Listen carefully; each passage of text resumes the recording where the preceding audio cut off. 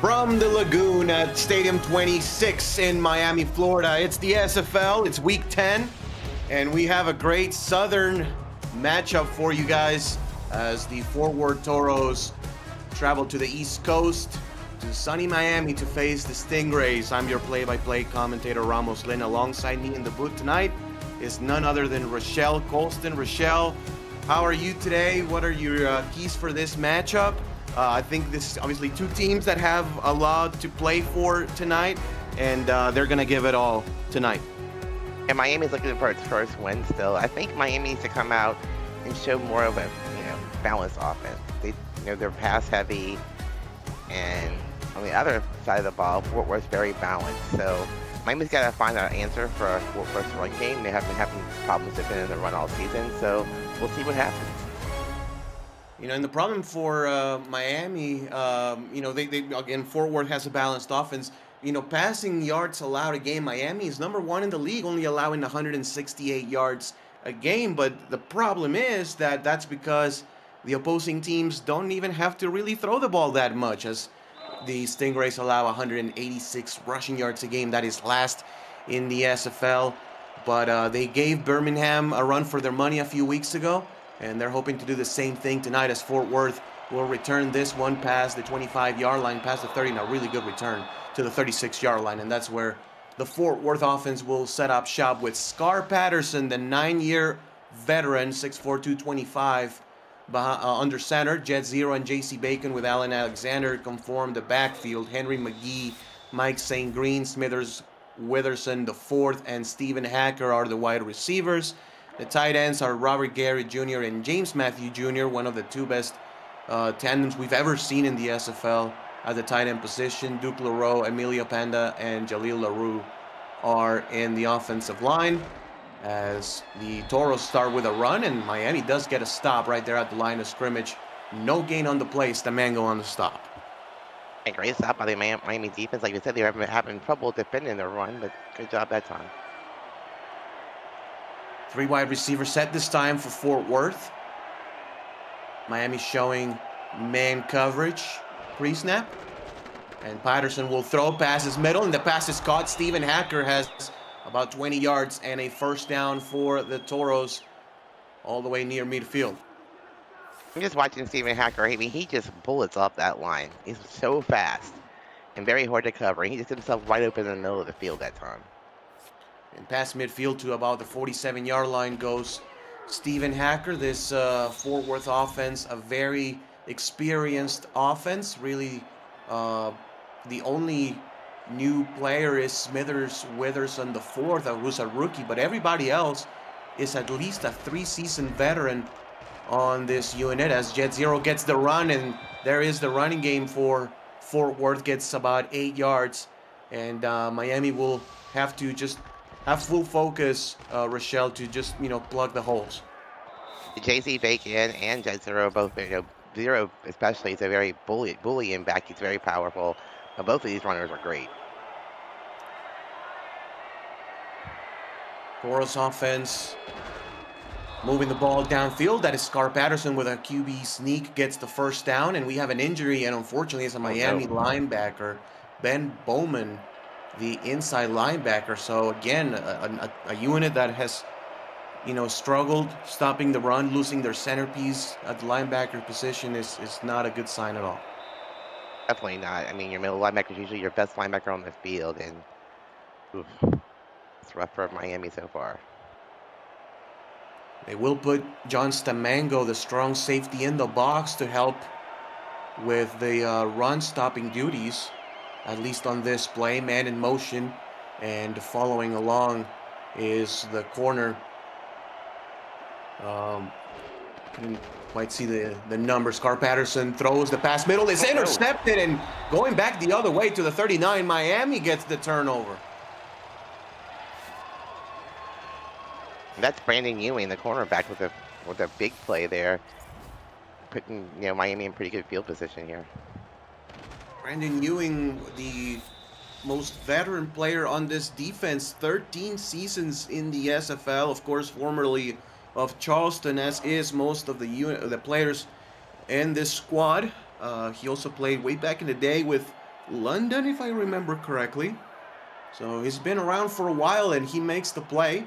Undercuts the route from the 39. Miami will run the football, and this one is a decent one, getting past the 45-yard line to about the 47 for an 8-yard pickup. The Miami Stingrays offense has Iman Kopech at quarterback. Trellis Blanton is the other QB on the sideline. Nick Hoagland, Joel Harleman, and Patrick Rutlang are the halfbacks. Ivory Irving, Doug Spellin, Nick Twice, and Al Dillapre Sr., a very veteran unit.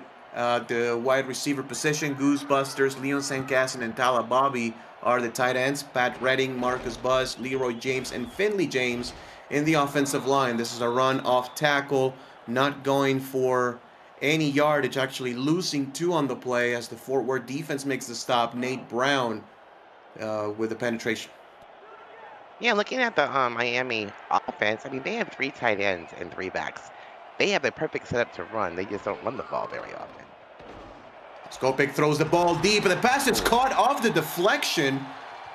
That is Al Dillapre Sr. with the catch, and a big gain on the play. Miami is in plus territory. Great concentration there from Al Dillapre Sr. I mean, he's well covered. The defender actually touches the ball, and he still came down with it. Right of the fingertips of number 22, Zion Waddles, the third season corner, 6'1", 210. And Miami now in near scoring position. Kopech throws the pass deep again, and the pass is caught again, and Irvin breaks the tackle, gets out of bounds at the 6-yard line. But this is what they need more of, Rochelle. They need these big play receivers to make big plays. And that time, Adam Leach went for the pick, missed the ball, left the receiver wide open after that, and it was just chasing him down after that. Ivory Irvin, by all accounts, one of the best wide receivers in SFL history, has been in the league for 13 seasons, 10 of them. He's been in the All-Star game, obviously spending all those years with the Baltimore Vultures. And he has his offense at the 6-yard line. Handoff goes to the right-hand side. Not much doing there as Grackleflin makes the stop after just minimal gain. I'm glad them team trying to run the ball, on the 5-yard line, because passing here is always dangerous. 2nd and goal. They will keep the heavy formation, man in motion. That is number 82 at tight end, Goosebusters, the rookie. And trying to get off tackle, but stuck at the line. Maybe gets about a half a yard as Stinson makes the stop. For the Fort Worth Toros defense, Jeff Gagne and Hendrik Callahan are the defensive ends. Nate Brown and Luther Gunn, the defensive tackles. Josiah Grackleflin, Chad Stinson, Jess Piccoli are the linebackers. Gordon, Waddles, Leach, Stone, Charps, and Nash make the secondary. And one of the secondary players gets the interception, but goes out of the end zone, Rochelle, goes in, and that's a safety. Miami has 2 points. Wow, that's a turn of events there. That was just weird. So Ben Stone gets the interception, right? Doesn't Makes the pick at the 1-yard line, and his momentum carries him back to the end zone where he's tackled. That is a safety for the Stingrays.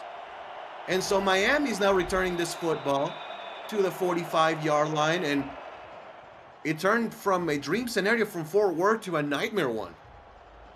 Yeah, definitely.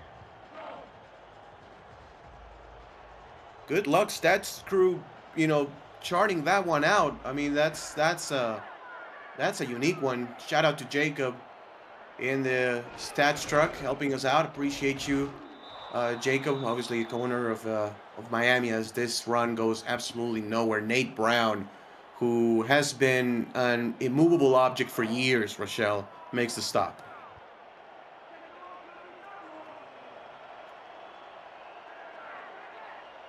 Second down, 10 yards to go. Twins receivers, top of the screen. Kopech to throw. Kopech goes deep, and the pass is intercepted. And this time is being returned by the Toros defense. Adam Leach gets the INT, and they give it right back to the Toros. The previous play, Adam Leach was burned on a play. That time he comes up with it. This game's getting a little crazy. It is getting a little crazy. We are only about 5.5 minutes in, and we already have a couple of interceptions and a safety after one of those interceptions. It's been quite the start for both of these teams. We also saw an interception, of course, on Miami's side of the defensive ball. So, 4-yard run for J.C. Bacon will try to lower the pace of this game. Gets 4. Yeah, this pace needs to be slowed down a little bit because it was getting kind of out of hand back and forth. 9 players in the box here for Miami, waiting for that run. Man in motion, that is Aaron Alexander. Now to be lined up as the next receiver. It's just going to be a handoff, broken tackle, and a gain of about 4 for J.C. Bacon, the 9-season veteran, one-time All-Star back in season 20. If I was Fort Worth, I'd keep testing this Miami defense. I'd keep running the ball. They can stop it. This is a 3rd and 2, and they have the formation to do so. And they will hand the ball off, and this one is going to be an easy first down, a nasty stiff arm on top of that for Jet Zero. Many seasons with the Queen City Corsairs back then, and his 3rd season now with the Toros. Very productive back, kind of like the short yardage back of this team, Rochelle, but, you know, a very effective one at that. And that time the O-line just created this huge hole for him to run through.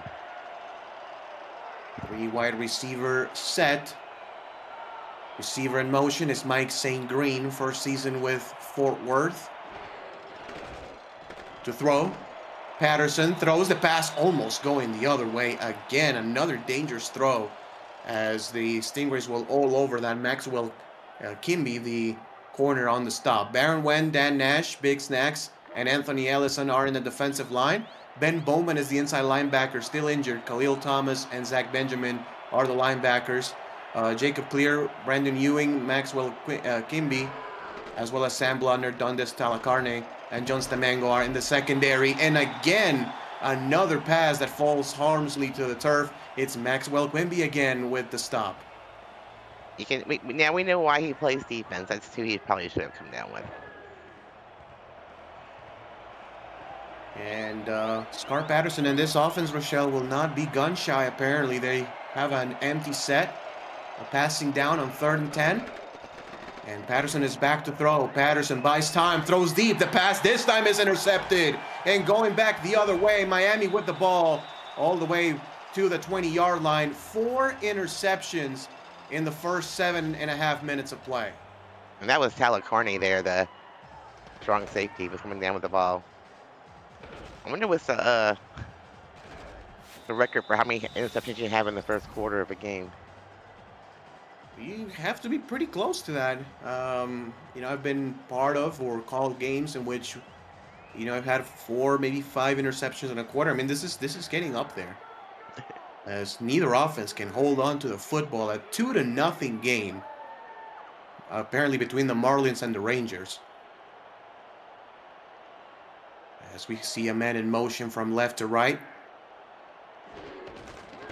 And a drop play goes right over the middle. A healthy gain of about 3 yards is Nick Hoagland on the carry. I'm glad to see Miami's trying to run the ball here. They have to establish a run game. They cannot become one-dimensional like they have in the past games. 2nd down, 7 yards to go. Receiver in motion again. That's going to be Ivory Irvin going from left to right. To throw, Kopech throws pass quickly, and the pass is caught. Right over the middle is the rookie, Goose Busters, 6'4", 240 for the first down. And you put your big body tight end in the middle of the field. It's hard to defend. Perfect pass by Kopech. For Goose Busters, that was his 24th reception of the season as a touchdown this year. Counter play, as a good job by Nick Hoagland finding the space, gets about 3 yards, but really good job, Rochelle, you know, with the ball carry vision. There was nothing on the right. He went to the left and found some room. No, I'd rather have like 4 or 5 yards on first down, but 3 yards isn't bad. And so far, they've been running the ball and then passing. Let's see, nope, they're running 2 plays in a row. Yeah, running the ball through the strong side of the field, a gain of 8 yards. And Patrick Rutland will get the first down. Excuse me, Joel Harleman gets the first down coming from Detroit. Yeah, they have three backs. They can have fresh legs in the game at all times right at the halfback position. And so Miami has indeed overall looked better in this game. I mean, offensively, they were able to move the ball pretty much the length of the field, ended up in an interception safety, one of those rare occasions as this run from Hoagland goes for another gain of 5 yards. And for Miami, they're pretty much playing the game that we thought Fort Worth was going to play. Rochelle, they're running the football very effectively. But I keep running the ball until Fort Worth can show me they can stop it. Handoff again, finding some room, and again another gain of about 8 yards and a first down for Harlem. And this Miami rushing attack, Rochelle, averages only 65 rushing yards a game, and it's, as we can see, not for the lack of talent, but the fact that they've been trailing in so many of these games by such a margin, they have to throw themselves out of, jams. But we see when they are able to control the pace of a game how effective the running game can be. As Kopech will throw this time, the pass goes to the outside and it's incomplete. Yeah, Goosebusters just couldn't hang on to that one. It's well defended though. Take a look at the updated stats. Stingrays with double the yards so far in this game, 6 first downs. But both defenses have been able to make plays when it matters most. Man in motion going from left to right on the formation. I believe that's Nick twice. Handoff goes over the middle and nothing doing there. Maybe about a gain of about half a yard, third down and long. And they will put, I will guess, probably 4 or 5 wide receivers, try to get the first down. And that's been trouble for both offenses so far tonight. Yep, this is where the interceptions happen. Kopech to throw, buys some time, scrambles, breaks a tackle, gets to about the 30-yard line, which may put themselves in field goal range, Rochelle. Cam Duty is the kicker. Yep. Field goal unit is out on the field. He struggled last season. Let's see if Cam Duty can knock it down from 47 yards away. As the kick is up, and it is good. From 47 yards out to finish the first quarter is Miami 5, Fort Worth nothing. And that has been the longest drive of the game so far. 9 plays.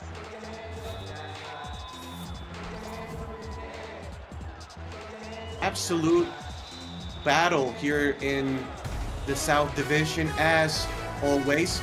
Miami leads 5-0. You're watching the Simulation Football League on the Virtual Football Network. And hey, listen up, if you don't want to miss this, every Monday Night Spectacular, you can win money for your player or team bank by playing VFN Bingo alongside the featured game of the week. This week so far, the pot is up to $90,000, but you can help make it bigger by liking this and other videos on the channel. Each like adds $1,000 to the total.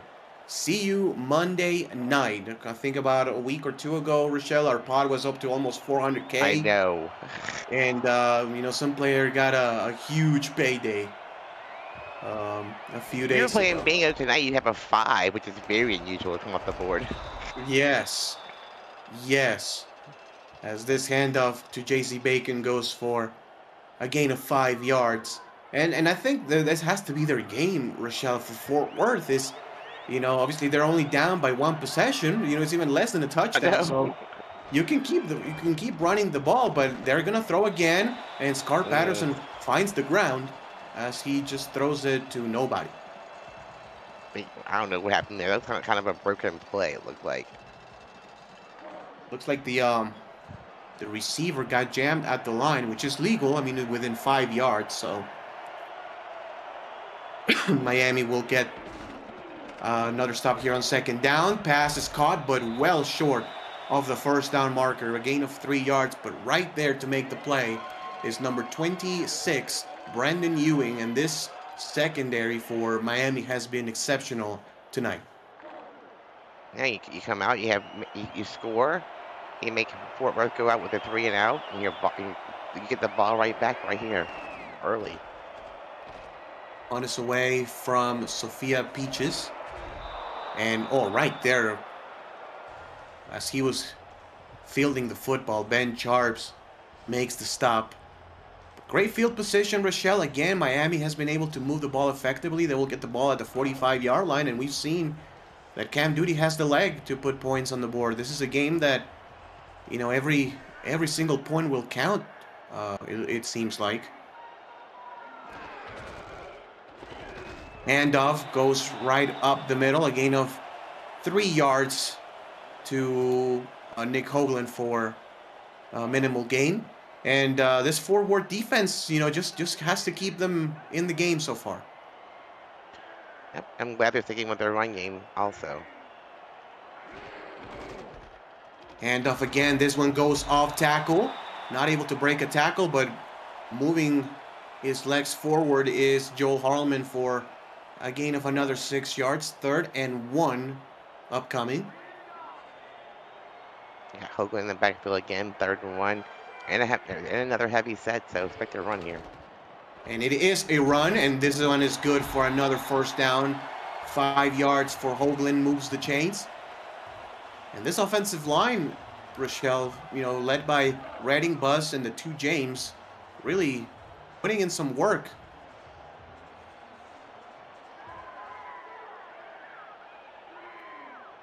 First and 10 from the 41. Kopech to throw. Clean pocket. Buys time. Now scrambles and slides after a gain of 7 yards, protecting the ball and his body. 2nd and 3 coming up. I'm glad to see that slide. He couldn't find anything downfield. Took it himself. Got the 7 yards. So you affect 2nd and 3. Your playbook is wide open here.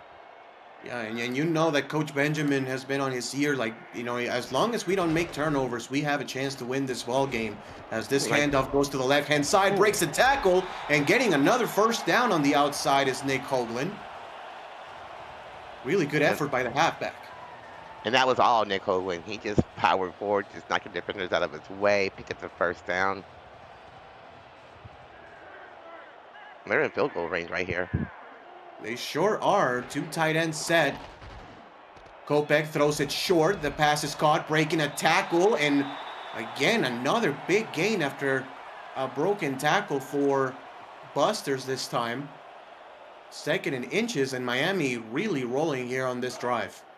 At that time, the big tight end showing us his moves. I can catch the ball and move the ball forward after I catch it. 2nd and inches, 22 personnel, 2 backs, 2 receivers. Man in motion is the fullback. Handoff goes off tackle right where the fullback moved to, as this is another stiff arm and a broken tackle going out of bounds is Hoagland for a 1st down. But they're just making Fort Worth's defense run laterally, and it's going to start wearing on them if they cannot make those stops and contain the edges better. And so far, this has been a very methodical drive.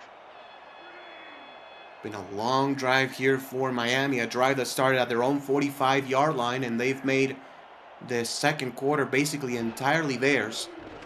Kopech to throw, goes middle, and the pass is caught. That is Ivory Irvin for a 1st down. Check that. That is going to be Al Dilapri Sr. with the catch. 1st and goal, Stingrays.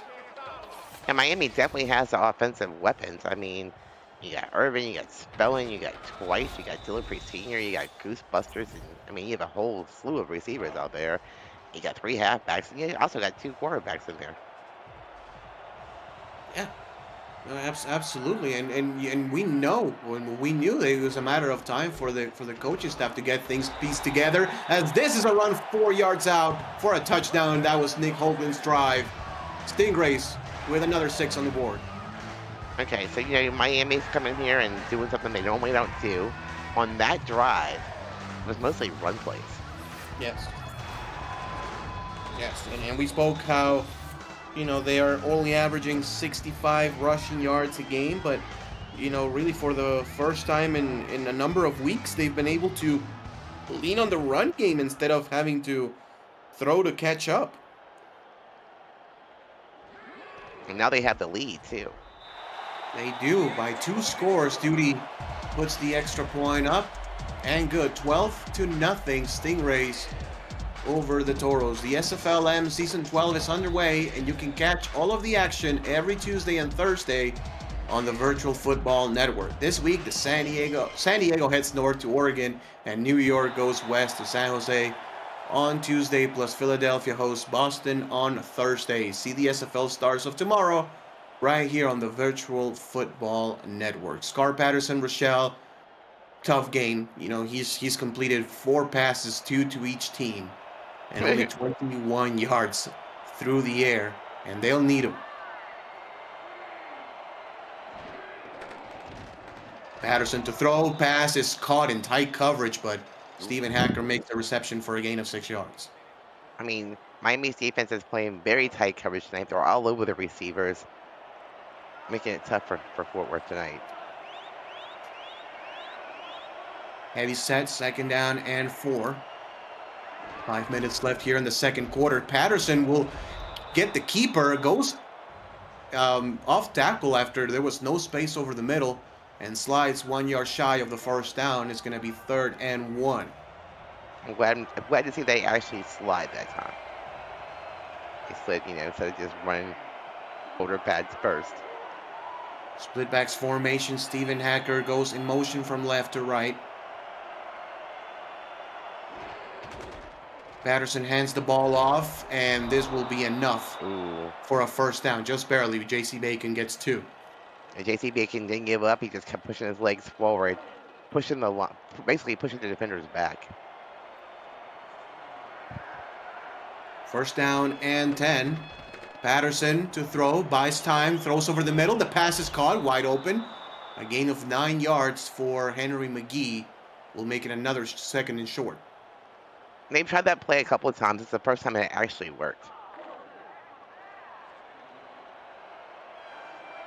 Fort Worth trying to get past midfield, as they've had a struggling first quarter on offense. This one looking better, though, as they will put a man in motion. Patterson gets the QB keeper again and scampers forward for a gain of 5 and slides at about the 45-yard line. Yeah, in Fort Worth, not only do you have to worry about their backs, you have to worry about Scar Patterson taking off at any moment. Split backs formation and 3 wide receiver set. Patterson will throw. Patterson in the pocket with time. The pass into double coverage is incomplete and almost probably should have been intercepted. That was number 20 on the stop, Dondis Talacarne, as well as Brandon Ewing on the combined pass deflection. Yeah, he should have came down with that one. It probably would have been in pick 6. 2nd down and 10. Patterson throws middle. The pass again almost intercepted off the hands of Maxwell Quimby, who's had a really brilliant first half, and so have the rest of the secondary players for Miami. I mean, we have not even heard of Jacob Clear because I guess they want to stay away from him, but they're just finding a bunch of other corners that are playing just as good. Quimby's got 3 pass deflections so far in this game. Yeah, 5 wide receivers, and this one is the best throw of Scar Patterson's game so far as he connects with Henry McGee for a first down and a big gain for the Toros. Yeah, Patterson just doesn't look very comfortable in the pocket. I mean, he's making some very, risky throws. Yep. That was Jacob Clear on the coverage playing in the slot. This time, the receiver gets the better of him. Handoff, middle, that's J.C. Bacon for another healthy gain of about 7 yards. And finally, this forward offense was able to get in scoring position.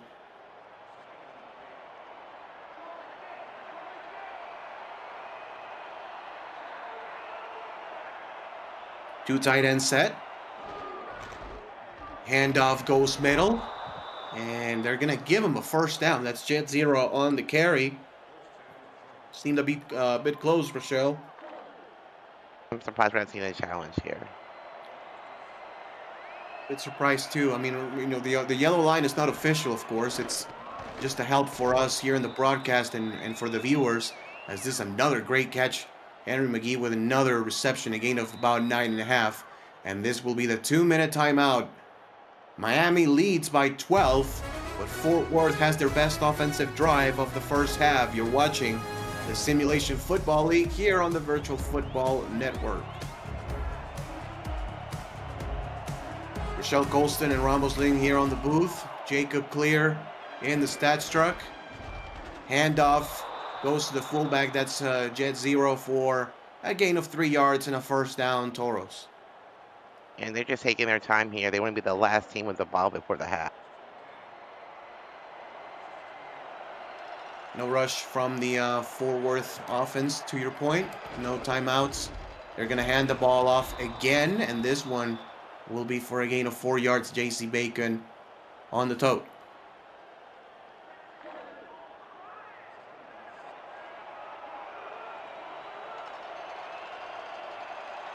Split backs formation, 2 tight ends, 2 backs, and 1 receiver. That is Stephen Hacker lined up as a wing back. Run play, this one going for no gain as Fort Worth, actually Miami, decides to call a timeout. It's interesting by Miami. You know, they figured, if we can get, maybe the stop or even if, they score a touchdown, whatever, we have enough time to at least put 3 more on the board, considering how good the offense has played here in the second quarter.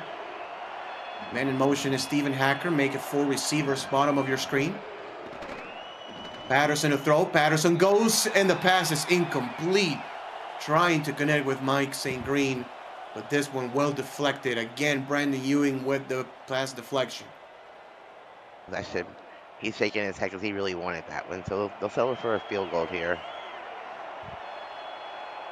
That they will from 29 yards out. Sophia Peaches on the kick, and this one will curve right in for 3 points. 12-3, Miami still leads, but Fort Worth gets their first points on the board. The UFL is also back, and you can catch all the action here on the Virtual Football Network. Sunday at 2 p.m. Eastern, Cameron Irvine calls 5 games at once, and the game day gauntlet before primetime coverage from coast to coast starts at 7 p.m. Eastern. Then catch the red-hot Austin Lone Stars battling Los Angeles in a playoff rematch from last season on UFL primetime following the SFL Monday Night Spectacular. If you missed it, if you're not in tune with the UFL, go watch it. It's a great league. It's great football that is played. The Austin Lone Stars dropped a 60 burger last week, the first 60 burger in UFL history, and they look like one of the prime contenders for the championship this season. It's still early, but they look really good on both sides of the ball. This is going to be a handoff right up the middle to, that's number 43 on the carry, actually. Felix McCrary, the fullback. Doesn't look like, Miami's in any hurry. Maybe they're just happy letting the clock just run out here to have. Yeah, it certainly looks like that. Maybe they're going to try to see if they can get an explosive play on the ground, which they don't. It's probably a gain of 1 yard, so no rush here for Miami. They're likely going to take it to the end of the half after this next play. But Rochelle, a really good half for the Stingrays, maybe the best half of football they've played this season. Going against a tough Toros team that is 3-3, but obviously they've had a tough schedule in the South. Well, as this pass is incomplete, so with 2 seconds, actually, they will have to punt the ball away to the Toros and play some good coverage. But, the Toros so far this season, yeah, they're 3-3, but, they've had a rough, schedule, and so have pretty much every South team. They've played teams like Birmingham 6-2. They've played Arizona 4-4. Mexico City 6-2. I mean, they've had a gauntlet of games. As this return will get to the 23, and that will be the end of the half. So, Rochelle, well, just want to hear your thoughts of the first half, and what are your keys for the second half? Which, what things should both teams do? Well, so far I'm very impressed with Miami's offense, especially their run game. It's been a little while with the interceptions, both teams having issues, but I mean, so far, both teams are playing really well. Fort Worth needs to make some adjustments on offense. And their last play was 16 plays and pretty decent drive, but it settled for a field goal. So see what the adjustments are. See what happens in the second half. Yeah, Scar Patterson so far 6 of 14 for 64 yards. Bacon only averaging about 3.8 yards per carry. The defense has forced 2 interceptions, but again, if you are just joining us, one of them was actually called in the end zone for a safety. Hoagland averaging 4 yards a carry. Aldilapri has had a couple of receptions, and the Stingrays secondary has been exceptional in the first half. The halftime player so far is Hoagland with a touchdown, and Stingrays will try to carry that momentum. After this, you're watching the Simulation Football League right here on the Virtual Football Network.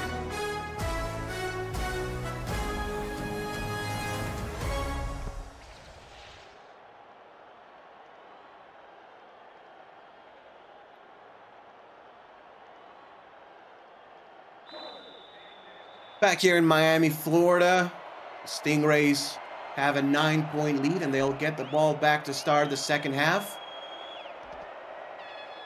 This one will be down in the end zone for a touchback, as Miami will start at their own 20-yard line. So the run game has been prevalent here in the playbook and the play calling for Miami, Rochelle, as you were talking about, and I expect Hoagland to, still be fed here in the second half.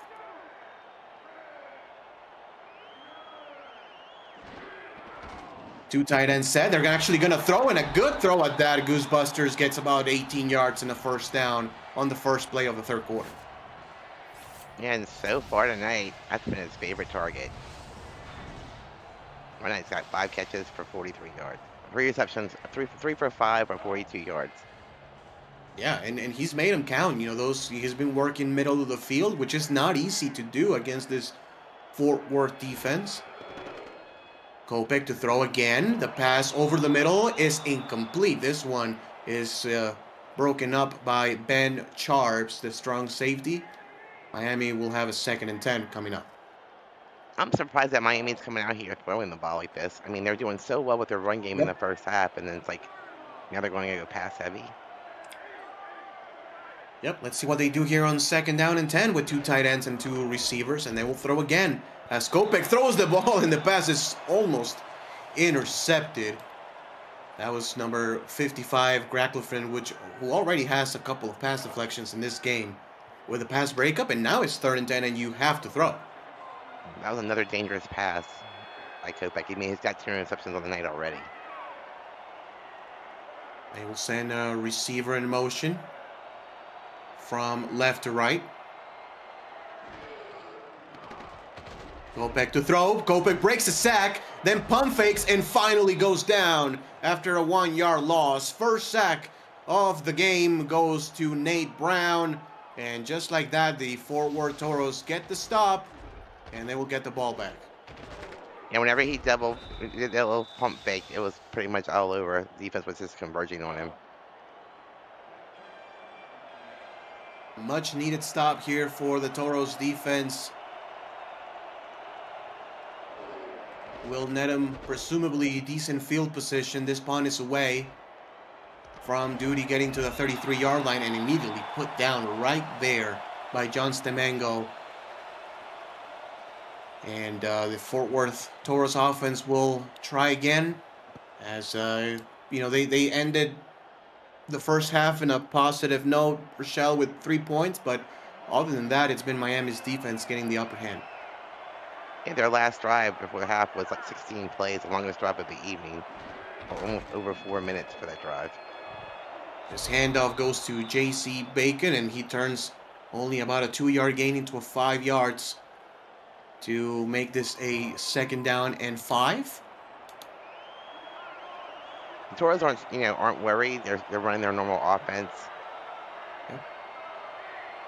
Yeah, and plenty of time still in this game. Handoff goes to Jet Zero, who will get probably 1.5 yards, make it a 3rd and 4. Great stop by Khalil Thomas, the outside linebacker, number 42. Yeah, really, really good stop. Not easy to do so against Jet Zero in the open field. Rolling out, Patterson throws, and he gets decked As he was throwing the ball is incomplete, and Miami's defense does it again. They forced quite a few 3-and-outs tonight on their defense, which is a really good sign for Miami. And this Miami defense, Rochelle, that allows a league high 37 points a game, has only allowed 3 against the Fort Worth Toros, a team that averages over 20 a game, as this return gets to the 20-yard line. But it's very impressive what the Stingrays have done so far tonight. And Scar Patterson needs to settle in, start making it more, not so many risky passes. And the secondary for Miami's playing out. It's Monday night. Yeah, you hit the nail on the head. I mean, as long as Miami doesn't turn the football over, you have to think that the Stingrays have a good chance to win in this game.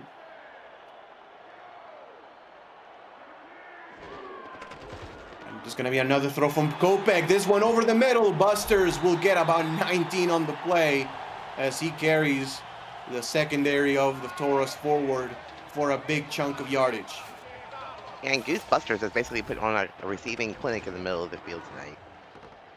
Gets himself open, big target, in between the defenders, makes a one-handed great catch.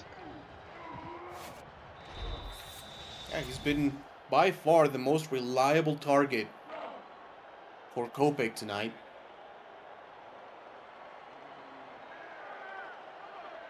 As they will continue with a 2 tight end set.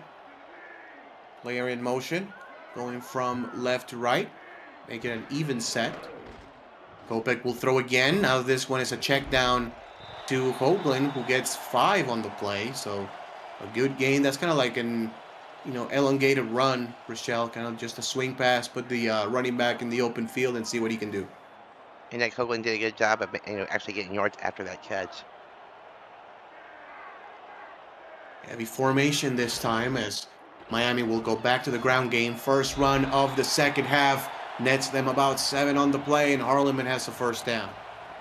Yeah, Harleman just rolled with the defender, actually rolled over the first down marker, picked the first down. Great job running there. Keep 2 backs in the backfield for this play. And send the receiver in motion. That's Al Dillapre Sr. Make it an even pro set. And to throw, Kopech. The pass is intercepted and going back the other way. And that is the mistake that we were speaking about. This one will be returned for 6, and the Toros are right back in it. That time they had pressure from behind. I'm not sure if he was hit when he threw the ball, but Adam Leach came down with a great interception that ended up being a pick 6. It just looked like he threw the ball across his body, like he didn't plant his feet, parallel to his receiver, and was just kind of like throwing it with all arm, and that was well short, as well as a great undercut by Adam Leach, who returns it all the way for 6 points. This for Adam Leach, his 12th pick 6 of his career, which is most in SFL history. Yeah, you don't get very many of those in your career. Some people actually never get any. Yeah, absolutely. That was Adam Leach's 50th interception of his career as well, which means that once every 4 interceptions that he gets goes back for 6. That's a crazy ratio. I wish I had that many. This kick will go back in the end zone for a touchback, and all of a sudden, Rochelle, it's only a 2-point game. Yeah, that 2-point games are weird. That safety making it really strange. Yeah, that's what happens when you have one of the weirdest safeties you will see in the SFL happen in the first quarter. It's been a very, very interesting game. That is for sure. Handoff going over the middle and helicopter right there at the line of scrimmage and a loss of 1 yard. Gracklefin with the stop. A very low scoring game, which is kind of surprising. Yes, absolutely. Fort Worth and Miami have a lot of weapons on the offensive side of the football. Kopech will throw. The pass is caught. And again, they have been unable to stop Goosebusters right up the seam. He's just getting off the line, going in the middle of the field, and he's just getting ahead, either, setting himself in between the defenders, and Kopech's has been right on target with him almost every time. Put a receiver in motion. That's a tight end. That's number 45, Dawson Clark. Kopech throws the pass, is caught in tight coverage, but sips it in there as Ivory Irvin makes the catch. First catch of Ivory Irvin here in the second half. Yeah, but Kopech, loves Ivory Irvin, loves Goosebusters. It's his primary targets all night. I mean, why not Irvin? He's great. I mean, he's a veteran receiver who's just outstanding. Yeah, pound for pound, as you may say, kind of like resume speaking, it's really a short list, Rochelle, of receivers who have been better in SFL history than Ivory Irvin. Maybe you can throw DR Sim in the equation, as this one is another great throw, and Irvin is going to run it all the way for 6 points. Once again, Adam Leach went for that interception, missed it, left him wide open, and it was just off to the races after that. And that is exactly what he did in Baltimore. That is a play taken out of the Vultures playbook, straight up. It's a corner route to Ivory Irvin, and he was deadly for years with the Vultures. The 6'4" receiver just has the catch radius to make it happen and moss defenders.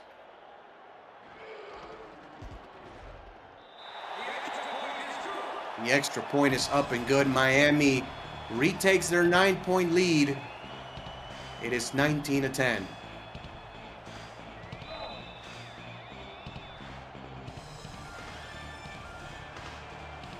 Now we're back to a 2-score game. Yes, indeed we are. As Fort Worth, was feeling really good about themselves just a minute ago, getting that pick six. You thought probably the Toros were gonna get all the momentum, but Miami quickly puts that down, as Fort Worth's offense will try again here on this drive. McGee has been the best receiver tonight for the Toros offense, and they will absolutely need him here down the stretch. Yeah, Hacker's been really quiet. Yeah, also the tight ends. I mean, we've seen a lot of Goosebusters for Miami. We really haven't seen nothing from the tight ends of Fort Worth, as this run goes for a gain of 5 yards. And again, we're talking about Robert Garrett Jr. and James Matthew Jr., who combined for 11 All-Stars. And they've been completely erased from the game.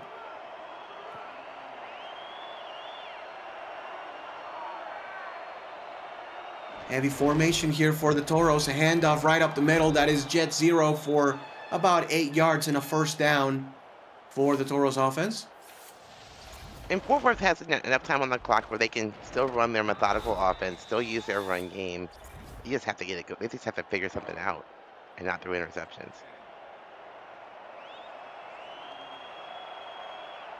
So first down and 10.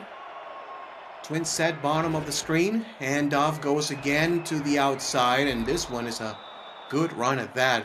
Pushing the pile forward. J.C. Bacon gets 5 yards.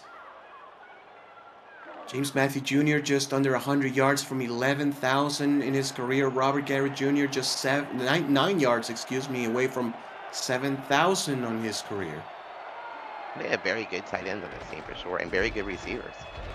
Very good ones, as this run goes for about 2 yards as Tamango makes the stop, and really have liked what Miami has done defensively to block the hole that their linebacker Ben Bowman left. Right? It's like, okay, we don't have a linebacker. Let's put another safety in the box and try to stop the run. Put as many bodies as possible as Robert Garrett Jr. goes from right to left. This is going to be a handoff, and this one will be a first down for the Toros offense past midfield, and both offenses now clicking, Rochelle. Yeah, the Fort Worth's run game is looking so much better right now. High formation, twin set. Patterson will hand the ball off again, off tackle, but this time A well played run defense by Khalil Thomas makes the tackle for no gain. Yep, that's not easy to make a great open field tackle against this Fort Worth halfbacks. Three wide receivers. Patterson throws middle. The pass is caught for Stephen Hacker on the quick slant. Gets 11. That's enough for a first. Yep, and there is Hacker. Welcome back in the game, sir. Stephen Hacker has been a mismatch problem for years in the SFL. The 6'5", 235-pound receiver, an 8-time All-Star, was an offensive rookie of the season way back in season 12. As this throw to the outside goes for about 3 yards. Welcome to the game, Mr. Mike St. Green as well. Hacker's kind of like Irving on the other side. I mean, he's hard to Yes, defend. He's always in the middle of the field. He's short-handed and very quick off the line. yes. Yes, he was a problem with the Queen City Corsairs when he was newcomer, up and coming player, and for Fort Worth has been dominating for years. As this run to the outside nets him about 3 yards. That's jet zero on the carry, and a 3rd and 4 from scoring range. Rochelle, I think it's a passing situation here for Fort Worth. I think you're right. Patterson will throw. Patterson will throw deep, and the pass is Ooh, incomplete as he was right there at the line of scrimmage. I thought he was going to scramble. It looked like he me had some too. room to get the first round. The first down. I mean, it was crazy because he risked the chance of getting past the line of scrimmage and probably get a penalty, get him out of field goal range. Thankfully for them, at least they can try a field goal with Sophia Peaches, and she Yeah. is pushing this one to the left. No good, and the Fort Worth Toros will still trail by 2 scores. Wow. After that long drive to miss a field goal from 46 yards. A lot of time off the clock there too. Rough series of events here for Fort Worth. As Kopech will throw, and this time will go down. I think he was trying to connect with Goosebusters again, Rochelle, but this time Will covered. He didn't have a second option, and Luther Gahn is there to make the sack. Yeah, Luther Gahn was just there to welcome him into the game. Big man. Yep. Oof. Second sack of the night for Fort Worth. Nate Brown had the first one. Now Luther Gahn, the 4-time All-Star, gets in the backfield and pushes the line of scrimmage 2 yards backwards. Last play of the third quarter. Kopech will throw. Kopech with time. The pass is caught, and a first down pass midfield. That is Doug Spelling. Spelling. Welcome to the game, Mr. Doug Spelling. First down. And now Miami's using all their weapons. 17 Nick Twicer, Leon Sandcastle, or Talababi has had 1 target but no receptions. End of 3. Miami leads by 9 as the Stingrays are trying to get their first win in program history. You're watching the Simulation Football League right here on the Virtual Football Network. Rochelle Colston Ramos Lynn on the call. The Miami Stingrays holding to a 9-point lead. The Fort Worth Toros trying to make a stop. Kopech to throw middle. The pass is caught, and breaking a tackle is Al De La Sr., who is ruled short, but maybe, I think, worth a challenge, Rochelle. What you think? I thought he had it myself, but like you said, the line's just imaginary. It is very close, though. Let's see if Coach Benjamin throws a red hanky, but no, he will keep it in his pocket. 2nd and inches. Counter play goes to the left, and this one will be good for a first down. And chat, the more likes we get, the more people see our content. Each like contributes $1,000 to Monday's Bingo Pod. New viewers means new players, and new players means growing our great community. Like this video and turn notifications on so you'll never miss a live stream, highlight, or podcast. Thanks for your support of the Virtual Football Network and the SFL. This is a throw from Kopech, middle of the field. Ivory Irving gets the catch for 7 yards. And What a Miami grab by well, Irvin. great grab, and Miami well in scoring range.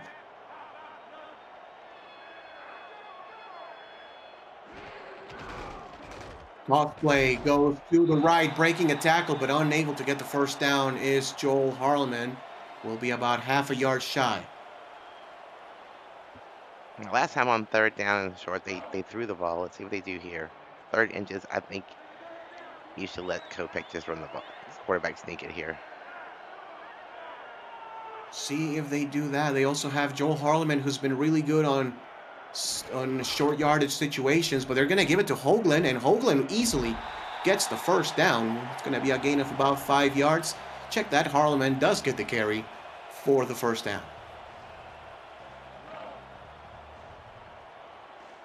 Good play call there by the offense. This has been a great, really, really great call game, I believe, by the Miami staff, as this pass is incomplete, knocked away on the outside. Dillapre Sr. was the intended receiver. But I think, Miami, again, Rochelle, coming in with a really, really good game plan. Just needs to close the deal. It definitely, Fort Worth has been struggling on offense. The only touchdown that Fort Worth has on the board, a pick six by Adam Leach in the third quarter. This one is a handoff going left, but well played by Stone and the rest of the Fort Worth defense. 3rd and 10, and this is a huge play in this game for the Toros defense.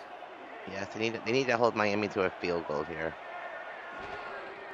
Bunch formation, Kopech throws middle, the pass is caught! Somehow Ivory Irvin mosses the defender, and the Stingrays move the chains. He had to climb the ladder a little bit there. He knew he was going to get hit and somehow managed to hang on to the ball.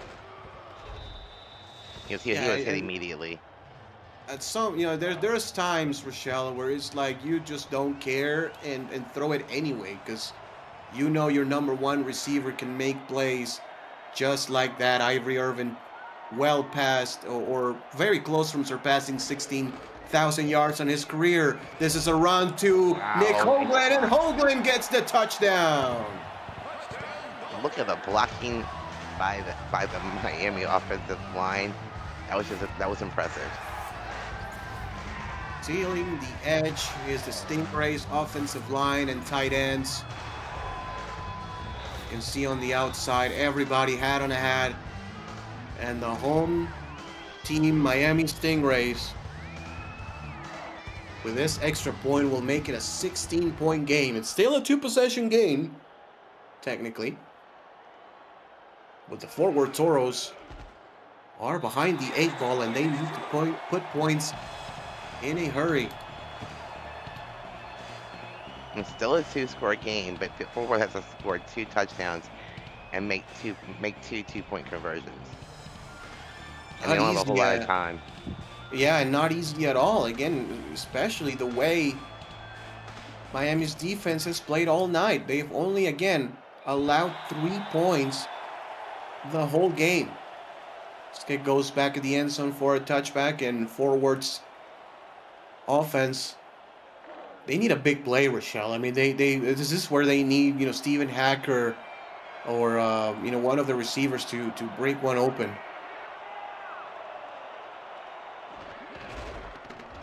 Patterson will start with a handoff. This one netting 40 yards to Jet Zero. I don't think they feel the urgency yet. They're still sticking with their run game here. They are. I mean, let's see if it's just for, first down to at least get ahead of the sticks instead of having 2nd and 3rd and longs. But, to your point, I mean, getting those touchdowns and 2-point conversions it's not a guarantee, as this will actually be another handoff, and there's just not much there. Only a gain of 2 yards as Alexander gets the carry. So now you're 3rd and 4. I think you're forced to pass here. They will have 2 wide receivers and a tight end to do so. They will throw. Patterson with time throws middle. The pass is caught. A big first down for Stephen Hacker. Gets him to the 43-yard line. The Toros move the chains. And if I was Miami, I'd start, really defending Hacker here in this part of the game. I mean, yes. The receiver was right on him. Hacker just had the front position on him. Yep.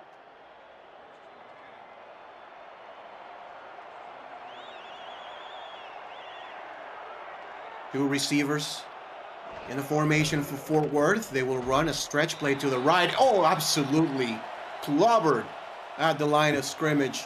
That was number 20, Donde Ooh. Stalacarne on the stop, the rookie.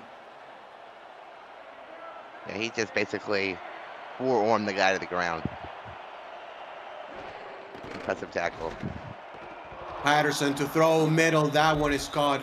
Hacker with his trademark quick slant over the middle for a gain of 14. I like to see that play at least 3 or 4 more times. It's working.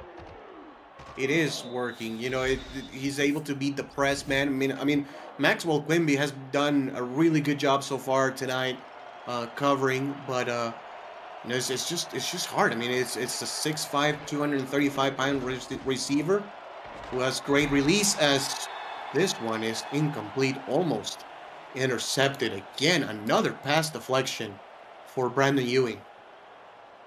I said this Miami secondary has come to play tonight. They really, really have. It's been a collective effort here for the Stingrays tonight. 4:53 away from getting their first win in franchise history.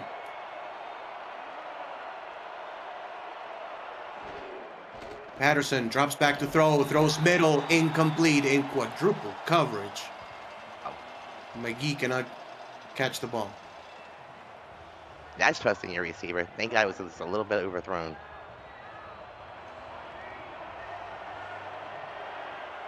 Third and 10. Fourth down territory, by the way, here for Fort Worth, of course. So maybe not the worst idea to even throw it short and try to at least get close on a fourth down. Patterson throws it past the sticks, but no dice, as again, there are 4 Stingrays in the area. I'm not sure what Patterson saw, but all I saw were green shirts. I didn't even see the receiver behind all those bodies. This may be it here for Fort Worth. The game may be on the line on this very play. Mike St. Green goes in motion, and he will be followed by Jacob Clear. Patterson, play action, rollout. Patterson with time, throws deep. The pass is caught, and past the 20-yard line to the 17 goes Stephen Hacker. No huddle offense. Patterson throws middle, caught to the 3. Who was that? McGee? I think that was McGee on the catch. Patterson to throw, end zone, incomplete. Ooh. Leo Thomas on the stop. First time they try to connect with James Matthew Jr. tonight, but well covered by the linebacker. Great wing. Khalil Thomas has been all over the field tonight. He really has. I'm impressed with Miami so far tonight generally, but the fact that they've been able to be strong over the middle without their middle linebacker is very, very impressive. Patterson middle. This one is caught for a touchdown. Robert Garrett Jr.'s first catch of the night nets the Fort Worth Toros 6 points, and now they need 2. Yep, they definitely need to here. And they still have a lot of time on the clock here. Great job by actually getting down the field. Clutch fourth down conversion on 4th and 10 for Fort Worth, and punching it in keeps the Toros alive. A huge play in this game is this 2-point conversion. Can Fort Worth make it a 1-possession game? And there's going to be a scramble, and Scar Patterson, there is no chance.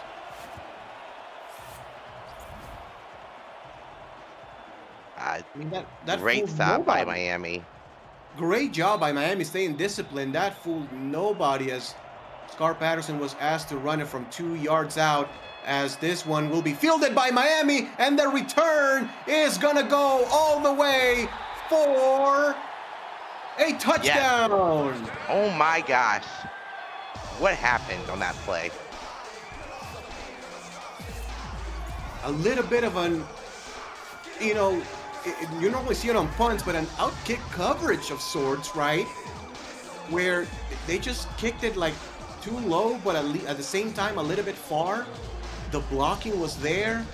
And And into a after speedy bobbling the halfback. ball, yeah, that was Patrick Rudlang with the return. After bobbling the ball, he's able to gain possession of it and run it all the way for 6 points. This extra point will make it 7. And there's gonna be some partying in Miami as they take a 17-point lead. Yeah, I think that's the nail in the coffin here, I think.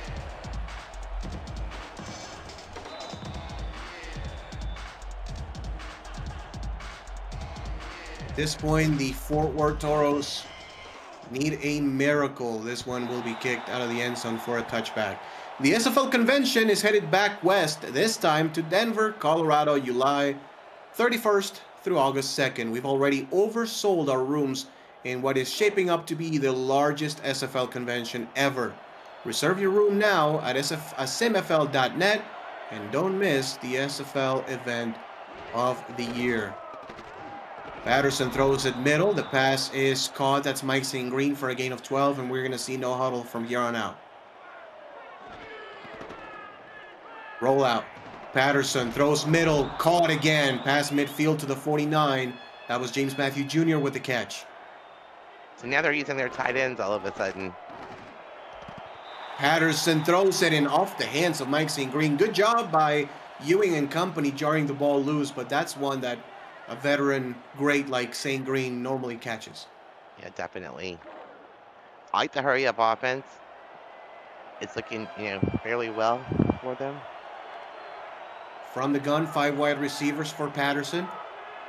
We'll put a receiver in motion. That's Henry McGee from left to right, being followed by Jacob Clear.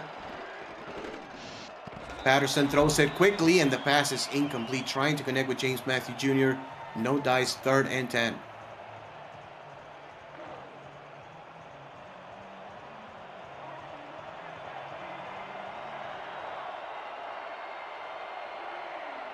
Miami again showing man coverage on this 5 wide receiver set. Patterson throws, the pass is intercepted. That will be the dagger as Brandon Ewing, who else has had a sensational game tonight, Rochelle, gets the interception to seal this one up. Yes, he has. And like I said, the Miami secondary has been phenomenal all night long.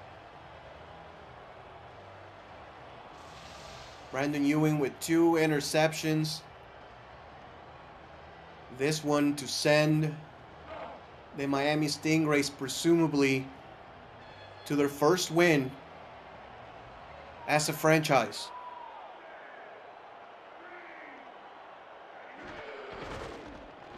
Handoff goes to the outside. There's a lot of room right there by Nick Hoagland. He gets 5 and stays in bounds to keep the clock moving.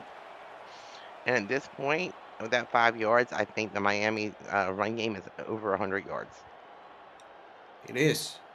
And Miami, a 7.5-point dog at home. Has a 17-point lead. We've hit the over. I didn't think we were going to make it to the over tonight. I honestly didn't. Yeah, no, that was going to be my next point after this play right here, as Miami's bleeding the clock dry. No gain on the play, maybe loses 2. I mean, this game, Rochelle, was either 2-0 or 5-0 for quite some time. Yes. To start the game, no offense could do anything, and here just in the second half alone, the Miami Stingrays, with help of their special teams unit, just blew the game wide open. And their defense, of course, absolutely. 21 points here in the second half for Miami.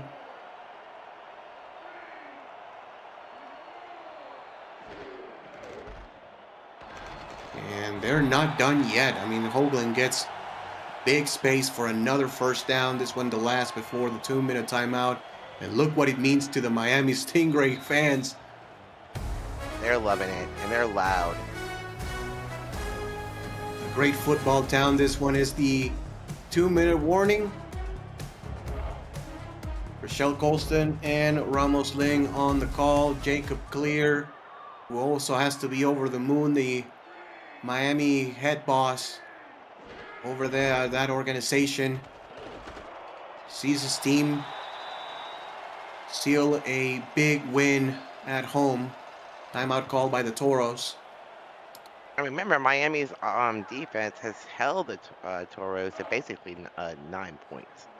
You can't count 16 because their defense actually scored 7 of those.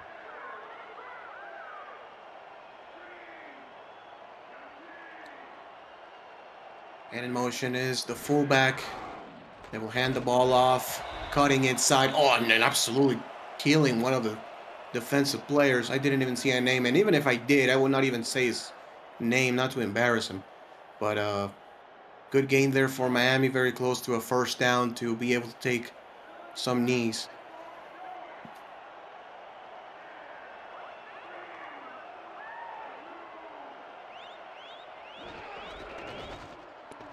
Handoff, middle, short of the first down, but the clock will keep running until Fort Worth calls a timeout. And Rochelle, kind of give tip of the cap to this Miami staff: Jacob Clear, Sam Blotner, Anthony Ellison, head coach Zach Benjamin, um, you know Don DeStalacarn and Matt Ryan being the coaching advisors for this organization as the field goal is up and good, 36-16.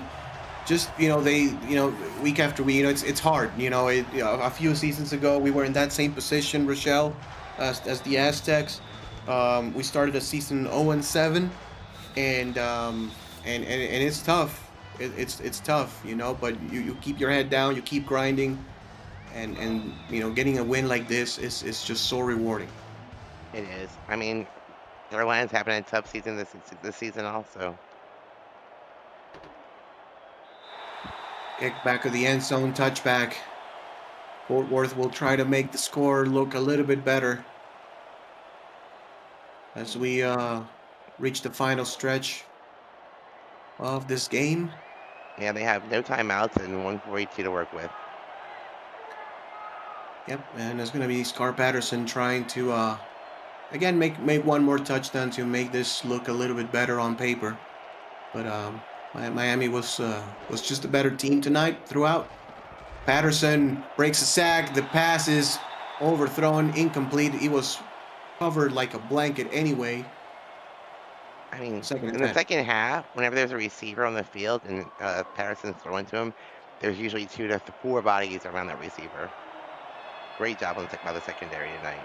Yeah, especially on the boundaries, Rochelle, on the outsides. I mean, I don't think we've seen really any catches made outside the numbers. They've all been in the middle of the field on quick routes. Oh, there's kind of one as McGee gets a catch and off for a first down. But yeah, I mean, it's been all kind of like those inside routes with Steven Hacker. We saw McGee get a couple of kind of like a post route. Outside, these corners have played great outside leverage, and they have not been beaten on the outside. Just simple as that. Really haven't really seen very many explosive plays from Fort Worth either. No really long passes, no. Nope, as this one is off the hands of the intended receiver, I believe Mike St. Green, for an incompletion, 2nd and 10. I think Brandon Ewan also got a hand on that one. Yep. Definitely impeded at least impeded the vision of the receiver to make the play. Patterson to throw, the pass incomplete, trying to connect again with St. Green, who gets clobbered middle of the field. And for both teams, they have a couple of tough games in the South Division again. The Fort Worth Toros will actually play Anchorage at home, the 4-3 Anchorage Wolves. Meanwhile, the Miami Stingrays travel to New Mexico to face the Albuquerque Adams, which, big time sack right there. A big loss on the play. The Adams, even though they are 2-5, they're still a team that that cannot be slept on. Ultimately, Big Snacks gets the sack, coming from Sin City, the 2-year guy. Good name. Yeah.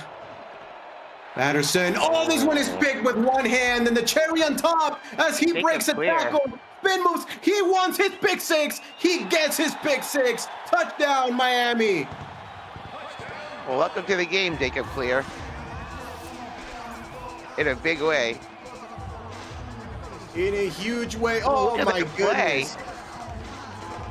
An acrobatic one-handed snag. And Jacob Clear will not be denied as the cherry on top of a really perfect performance from the Stingrays at home. That's one of the prettiest interceptions I've seen this season, I think. That was beautiful.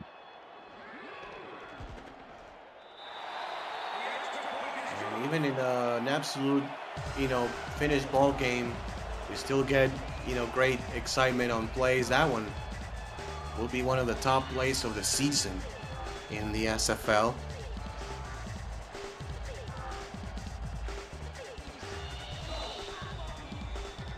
As the Miami Stingrays, a team that, is averaging 15 points a game.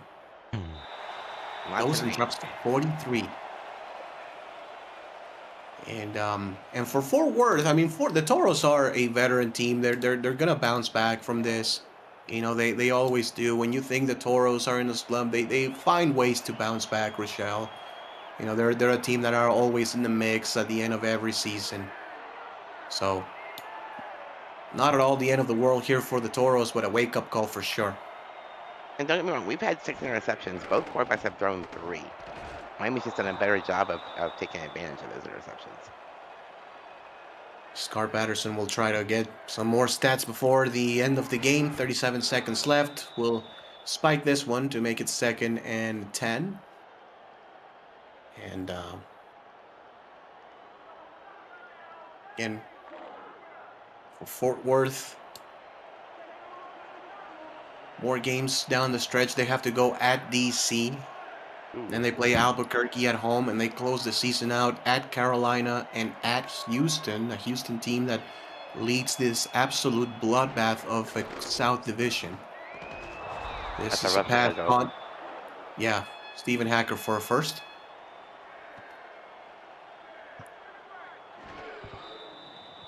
Spiking the ball again, Patterson with 24 ticks left. The Miami Stingrays, meanwhile, again, they go to Albuquerque next week. Then they play the 6-1 Detroit Maulers, actually 7-1 after this season, after this week. Detroit Maulers, maybe the best team in all the SFL. Then they go at Mexico City, at Florida, and then they receive Chicago at home to close out their year. They also have a very tough schedule. They do. They absolutely do. This one is pass deflection, Sam Blotner. Just because we haven't mentioned enough DBs from the Miami Stingrays tonight. He just needs to have an interception like everybody else on the team. Yeah. Absolutely.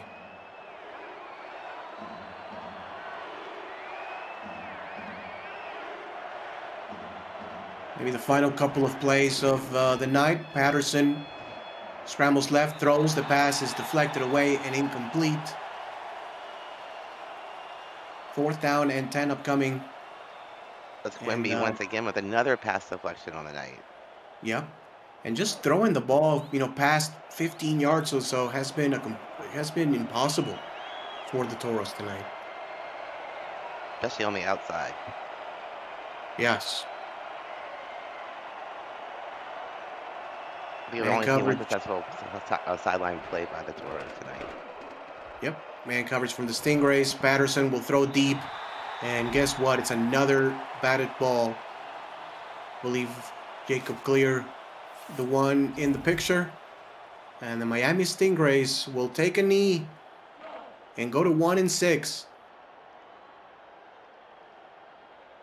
So the O had to go, and they got their first win tonight. It sure did. We have no more winless teams in the SFL. There is also no more, undefeated teams in the SFL. The Stingrays win by 27, 43-16 over the Fort Worth Toros in the first matchup between these two franchises, at least with these two names, as we are ready to sign off. But Rochelle, before we do that, I want to hear your player of the game and kind of what the Miami defense. I mean, wow, the secondary was outstanding tonight. Yeah, no, just in general, the Miami defense was just absolutely incredible. Just to give a name, I'm gonna go Brandon Ewing. Everybody was sensational, but Brandon Ewing just completely locking down one side of the field I believe, made all the difference in this game. And then Fort Worth had to look for other options, and not a whole lot of things worked for them. For Rochelle Colston in the color, Jacob Clear in the stats truck, and Cameron Irvine producing, I was Ramos Lynn. Thank you very much. And stay tuned for more SFL action throughout the weekend and on Monday. Play your bingo and see you next time.